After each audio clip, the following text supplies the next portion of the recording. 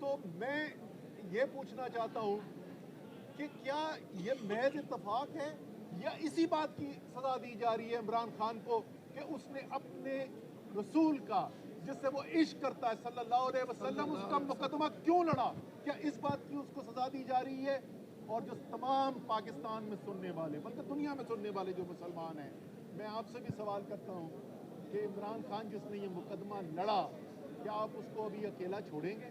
इंशाअल्लाह ताला किसी सूरत नहीं छोड़ा जाएगा और कौम साथ खड़ी हुई है, इमरान खान के साथ खड़ी रहेगी इंशाअल्लाह ताला जो है अदालतें जो हैं वो भी इंसाफ की बुनियाद के ऊपर अपने फैसले सुनाएंगी।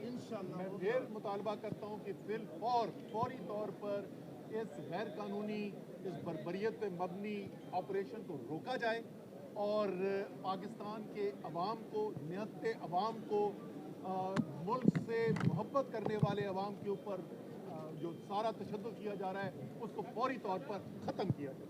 बहुत बहुत शुक्रिया।